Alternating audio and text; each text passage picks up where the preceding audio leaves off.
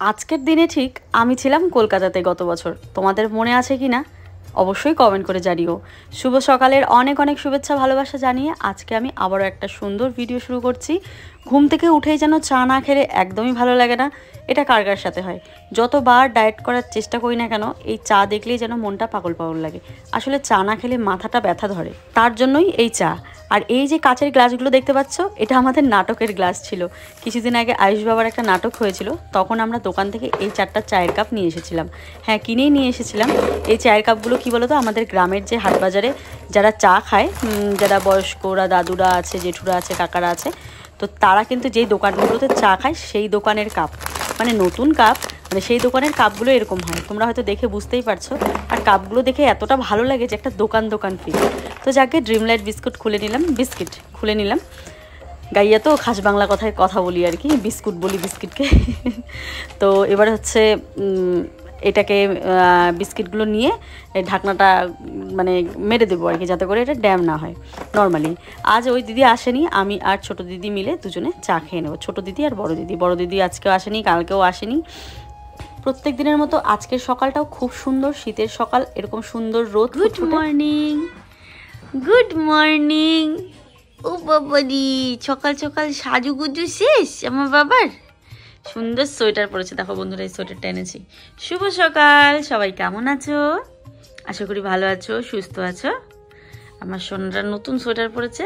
ও বাবা, টুকু বাবা, হাসো তো একটু। নিজেকে দেখালাম, ব্যাক ক্যামেরায় হাসে না, নিজেকে দেখলে যদি হাসে। বাবা এই ধোব্বা, তুমি ধোব্বা। হাসি দাও, গোমরা মুখ ভালো লাগে না তো।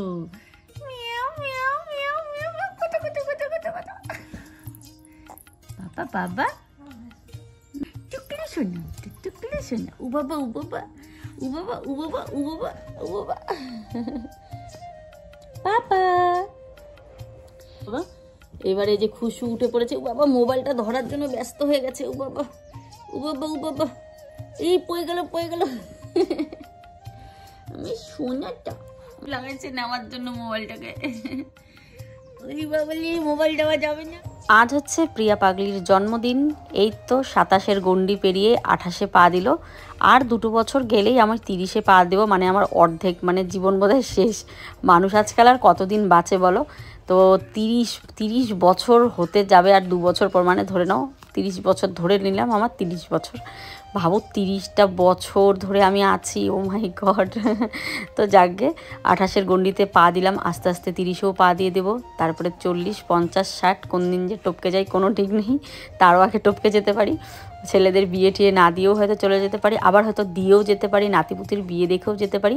এটা সম্পূর্ণ নির্ভর করছে উপরওয়ালা, ভগবান, আল্লাহ, গড যারা আছে তাদের। ঘুম থেকে উঠে আজকে পুরো পরিষ্কার করা শুরু করে দিয়েছি। তো বন্ধুরা, শুভ সকাল। তো বললামই তোমাদেরকে, আমাদের এক দিদি, যে দিদি আসে, ওই দিদি কালকেও আসেনি, আজকেও আসেনি। এরকমই করে মাঝে মাঝে 2-3 দিন করে বন্ধ দিয়ে দেয়। তো যদি অসুবিধা মানে হচ্ছে কিনা আমি বুঝতেও পারছি না। তো দেখি, বলবো এইভাবে হলে তো হয় না, কারণ আমার এত কাজের চাপ তোমাদের ভাষায় প্রকাশ করতে পারবো না। তো যাকে ঠিক আছে, চলো। আজকে আমার জন্মদিন, সবাই উইশ করো, জানি লেট উইশ হবে, তারপরেও প্রার্থনা করো যেন এইভাবেই সবার পাশে থাকতে পারি, এগিয়ে যেতে পারি, এইভাবেই কাজ করতে পারি, আশীর্বাদ করো। তো আর কিছু বলার নেই। কাল 12টার দিকে আমার বুনু আমাকে বলেছে, আর আমার এক ভাস্তা, মানে ওই মমতাদির ছেলে, যে আমার ভাস্তা গুদু, সে বলেছে, দেবরাজ, যাই হোক ওকে আমরা ভালোবেসে গুদু বলি। একটা দিদিভাই কমেন্ট করেছে, মমতা দিদিভাইয়ের ঘরটা দেখিও। তো আমি জানি তোমরা অনেকের ব্লগে দেখে নিয়েছো, মানে আমার জায়েদের ব্লগে। তো আবার আমি কি দেখাবো বলো, তোমরা তো দেখেই নিয়েছো। তো ওদের সত্যি ওদের বাড়িটা খুব সুন্দর। আমি আগেও দেখিয়েছিলাম তোমাদেরকে, মানে ঘরটা দেখানো, হ্যাঁ ঘরও দেখানো হয়েছিল আমি যখন প্রেগনেন্ট ছিলাম তখন। তো যাকে চলো এবারে যাই, কাজ বাজগুলো করি। ওই ওয়েট করতে করতে, মানে এদিকে কাজ করছি, ওয়েট করতে করতে দিদি আসবে, দিদি তো আসছেই না। তো আবার ধরে আমি শুরু করে দিলাম কাজ। ওই দিদি পুচকাকে নিয়ে ঘুরছে ওই দিকটাতে, ওই যে যেখানটায় রোদ সেখানটায়। Rio Rio Rio Rio Rio না, কি মানে তোমরা জানো না রিও কি করে, প্রত্যেক দিন একটা না একটা কিছু নষ্ট করে। আজকে চার্জার পুরো ছিঁড়ে দিয়েছে, দাঁড়া দেখাচ্ছে তোমাদেরকে। ওর বাবা যে বকা দিয়েছে আজকে, বাপরে বাপ। এই রিও রিও এদিকে আসো। এখন আবার বুঝে ওর নাম যে রিও, এটা আবার বোঝে। দাঁড়াও দাঁড়াও, রাত্রিবেলা যখন সবাই ঘুমিয়ে থাকে ওকে তো বকার মতন কেউ থাকে না। হ্যাঁ আয় আয় আয় আয়, হ্যাঁ ও জানে ওর নামে নালিশ করছি। হ্যাঁ রাতে তো বকা দেওয়ার জন্য কেউ থাকে না, ও রাত্রিবেলা এরকম কাণ্ড করে। সব কিছু ওর নাগালের বাইরেই রেখে দিই রাত্রিবেলা, তারপরেও এই দেখো চার্জার শেষ করে দিয়েছে। কেমন রাগটা উঠে বলো, এই দেখো আচ্ছা। ওর আবার সেই রাগ উঠেছে রাত্রিবেলা, সকালবেলা সেই দাওয়া বকা দেওয়া শুরু করেছে ওকে। এই যাও ঘরে যাও। রিও আবার লাঠি দেখালে সেই ভয় পাই, দেখবে। রোদটা ভীষণ ভালো উঠেছে। তো চলো আমি এখন তাহলে আর একদম দেরি করব না, কাপড় ভেজাবো। এক গাদা কাপড় আছে, বাসন আছে, এগুলো ভেজাবো, বাসন ধোবো, কাপড় ভেজাবো, ঘর দুয়ার ঝাড় দিয়ে নিবো, উঠান বাড়ি ঘর ঝাড় দেওয়া আছে, সব বাকি। মানে আয়ুষ্কাল স্কুলে পাঠালাম, তো ওই দিদির অপেক্ষা করতে করতে এগুলো আর কি। তো চলো, প্রত্যেকবারের মতন আমার বর কিন্তু আজকেও আমাকে উইশ করেনি। প্রত্যেক বছর যেটা হয় ও কখনো ও ভুলে যায় আমার বার্থডে বা কিছু, আর আমার এখন এইবার আর কিছু মনে হচ্ছে না, আমি জানি ও ভুলে যায়। ও একটা জিনিস ভাবলেই অবাক লাগে, এই 28টা বছরে মানে সরি এই 27টা বছরে কত মানুষের সাথে বন্ধুত্ব হয়েছে, কত মানুষের সাথে কথাবার্তা হয়েছে, কত মানুষের সাথে চলাফেরা করেছি, ছোটোবেলায় কত বান্ধবীদের সাথে খেলেছি, কত মানুষের সাথে ঝগড়া হয়েছে, কত মানুষের সাথে ধরো কথা কাটাকাটি হয়েছে, মনোমালিন্য হয়েছে। এই তো বছরগুলো চলে যায়, মানুষের নিঃশ্বাসের কিন্তু বিশ্বাস নেই, কোন দিন আমরা কবে কোথায় কে চলে যাব কোনো ঠিক নেই। এই ঝগড়াঝাটি অশান্তি শুধুমাত্র যখন সবাই একসাথে থাকবো তখনই। আমি বন্ধু বান্ধব সব দিক থেকেই বলছি, বন্ধু বান্ধবের সাথে কত রকম মনোমালিন্য, এই কাজ সেই কাজ নিয়ে, নিজের মায়ের সাথে কত রকম মনোমালিন্য। যেই মা বাবা ছোটোর থেকে বড় করেছে সেই মা বাবাকে ছেড়ে আজ আমি শ্বশুরবাড়িতে চলে এসেছি, বরের সাথে সংসার করছি, মানে এখন হচ্ছে বরই সব হয়ে গেছে। এই যে জিনিসগুলো আমি আজ মানে প্রচুর পরিমাণে মানে করছি যে এই যে জন্ম নিয়েছি সেই জন্যই তো এত কিছু হয়েছে, তাই না? এই যে আমার যে আজকে জন্মদিন, এই জন্ম নিয়েছি বলেই এত কিছু। আমি যদি জন্ম না নিতাম আমার সাথে হয়তো এত কিছু ঘটতোই না। তো এরকম একটা ফিলিংস আমি জানি না আর কার কার মধ্যে হয়েছে, আমার হয়েছে। তো এই মনোমালিন্যগুলো করে বা ধরো যাদের যাদের সাথে ভুল বোঝাবুঝি বলো হয়েছে, কি লাভ বলো তো? এরকম হয়ে কোনো লাভ নেই। শেষে দেখবে সবাই আমরা মাটির গড়া মানুষ, আমাদের একদিন না একদিন ঠিক চলে যেতে হবে। তখন দেখবে যারা আমাদের শত্রু তারাও কিন্তু আমাদের জন্য চোখের জল ফেলবে, তাই না? তো এটাই হচ্ছে মানুষ।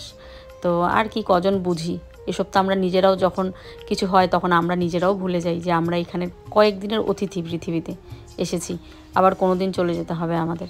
তো এগুলো আমরা বুঝি, তারপরেও যখন কি বলবো আর আমরা মানুষ আর কি, সব কিছু মিলিয়েই মানে কিছু করার থাকে না আমাদের।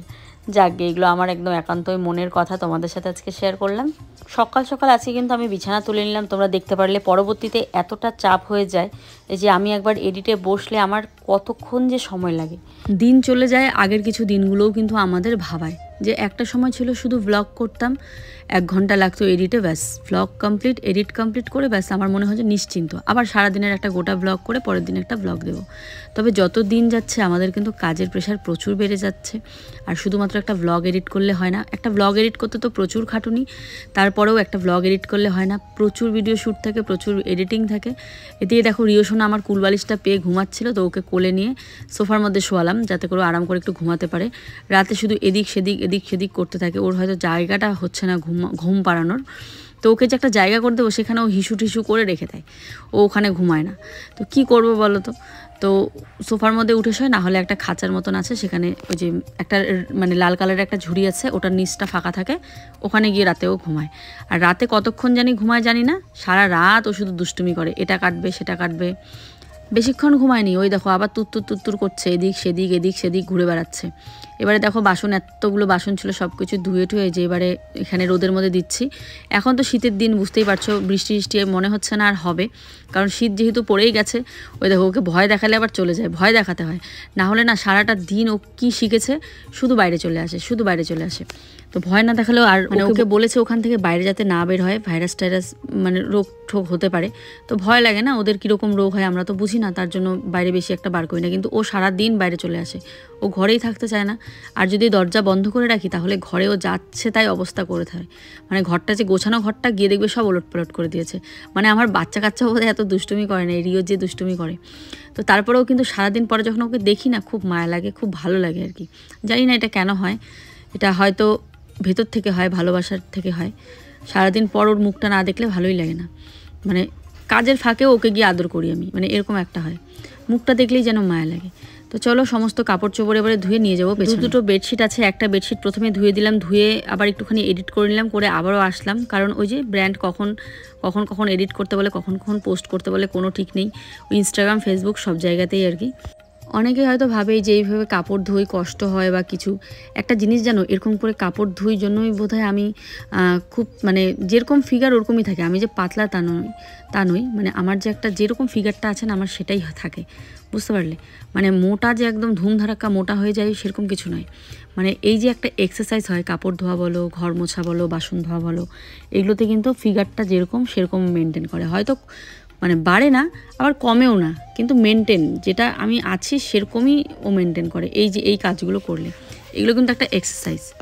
যাকে শীত পড়েছে, এবার পেছনে আমাকে বাঁশ টাঙাতে হবে, মানে আর দিতে হবে, যাতে করে কাপড়গুলো মেলে দিলে শুকিয়ে যায় আর কি খুব তাড়াতাড়ি সকাল সকাল। বড় আমাদের যা যা কাপড় আছে সব মেলে দিলাম, আর হাতে কিছু আছে বাচ্চাদের, সেগুলো সামনে মানে উঠোনেই মেলবো আর কি। ওই আলনাটা আছে, আলনা বলছে, কাপড় মেলার যে র্যাকটা সেটাতে। গলাটা শুকিয়ে গেল বাবা, জল পেশে পেয়েছে। তো চলো কাপড় ধোয়া, বাসন ধোয়া সব কিছু কমপ্লিট, ঘর গোছানো কমপ্লিট। এবার স্নান করে রান্না বসাবো। বন্ধুরা কাপড়গুলো মেলে এসে ওর জন্য ভাত ভাজা করলাম গরম গরম, দেখো। ও আর দিদি খাবে আজকে, আমি খাবো না। আমি খাচ্ছি কি বলো তো, আমি খাচ্ছি বন্ধুরা চিরা, দই, কলা আর খেজুর, এটা খাচ্ছি। তো খেয়ে দিয়ে এখন বসবো কাজে। আজকে মোটামুটি সব কাজ হয়ে গেছে। গাই যাবো, উল্টিও যায়, বসে আছে দেখো, বসে আছে দেখো। এই যে গাড়ি পড়ে গেল। জল খেতে চায় না বন্ধুরা, এই দেখো, দেখবে, খাও খাও খাও, ধরে ধরে খাও, একা একা খাও, হ্যাঁ একা একা খাও, একা একা, হ্যাঁ বাজাও বাজাও বাজাও বাজাও, হ্যাঁ হ্যাঁ একা একা খায় সোনা, ভালো আমার, খায়, খাও, জল খাও, জল খেতে হয়। আমি না জানি, মনে করাই দিবে তারপরে না কি মনে করে ফোন করে বললো মনে করাই দিছে, মনে করাই দিছে। কালকে কোনো প্রয়োজন হয় না, উইশ করতে লাগে, মুখ পরিষ্কার করার জন্য। কালো মানুষ তো ওই জন্য মুখ পরিষ্কার করার কিন্তু নিয়ে যাচ্ছে, বুঝাই দেয় পদে পদে আমি যে কালো। খানার মনে মনে জানা, ওটাই না হবে।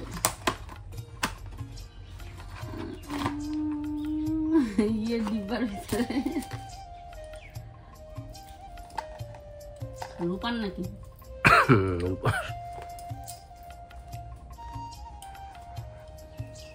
সুন্দর হয়, হবে হয়তো, হবে হয়তো।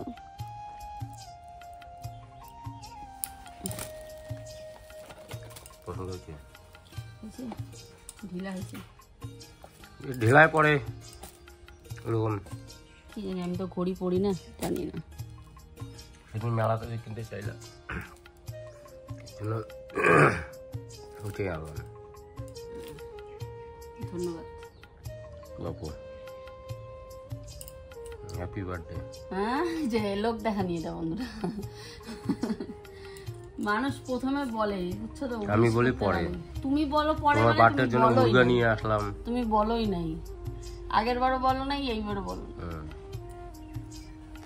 আমি তোমাকে সারপ্রাইজ দেওয়ার জন্য বললাম যে তোমার পাপাকে ফোন করো, বিরিয়ানি বানাও। এটা আমার সারপ্রাইজ হলো। হ্যাঁ, তোমরা পরে কি কি করবো সেটা তো আমি পরে করবো না। এই দেখো কত সুন্দর একটা ঘড়ি এনেছে, গোল্ডেন কালার হলে আরো ভালো লাগতো না? গোল্ডেন কালার আছে তো, গোল্ডেন কালার নেবো। ওই তো বলো এটাই নেই, ভালো। মেয়ে মানুষ গোল্ডেন কালার ভালো লাগে, ছেলে মানুষ কিছু। তারপরে গোল্ডেন কালার আনি।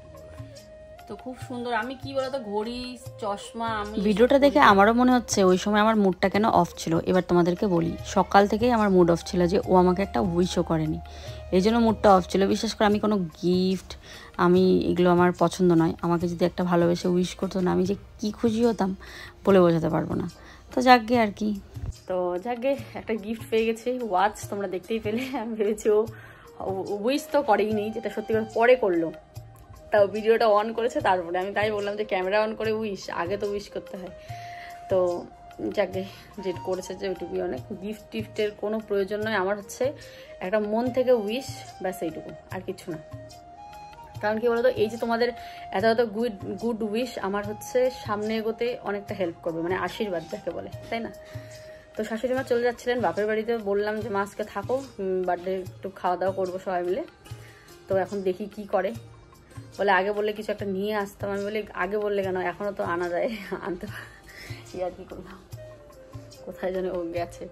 তাহলে যদি থাকো, দেখি কি করে, এখন জানি না। চলে আসলাম রান্না করতে।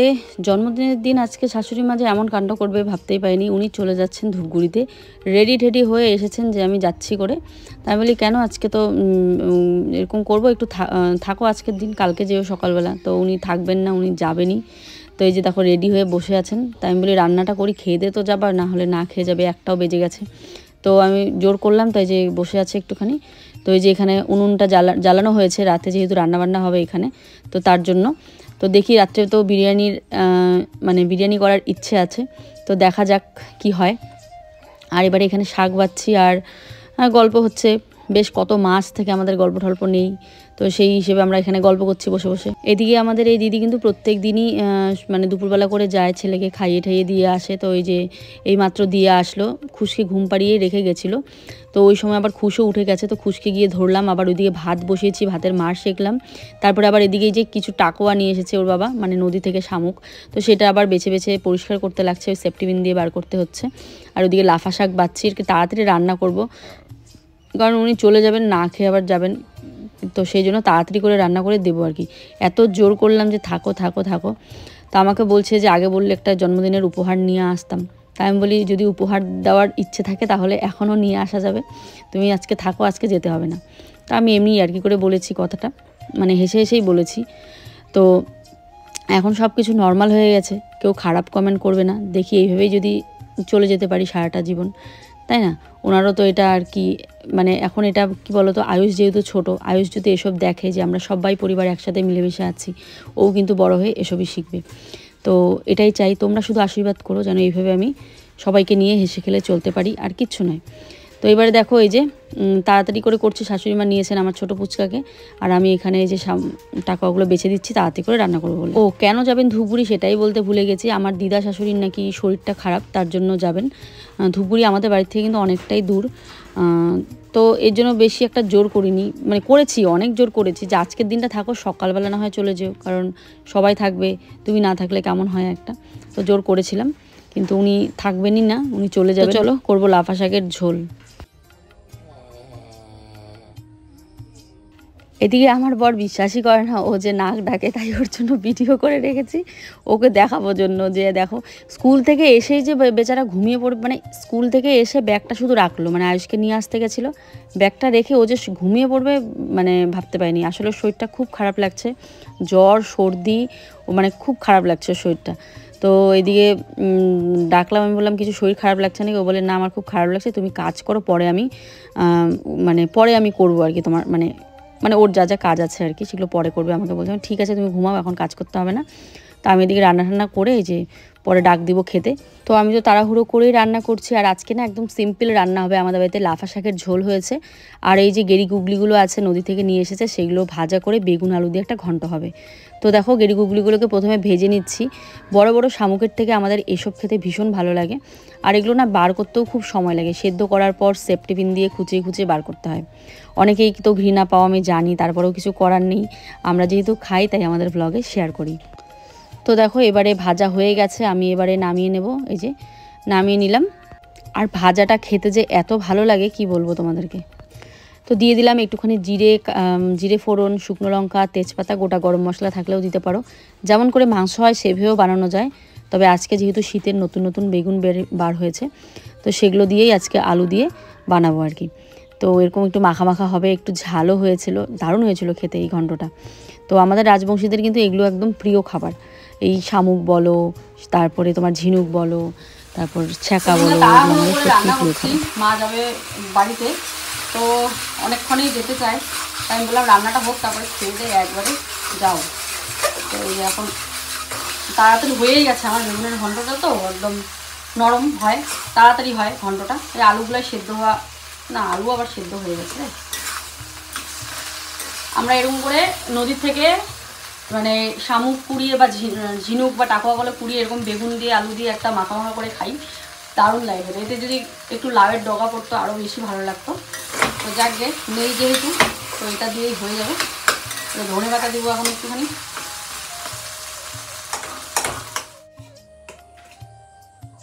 মা, ও মা, এই যে ভাত বাড়লাম।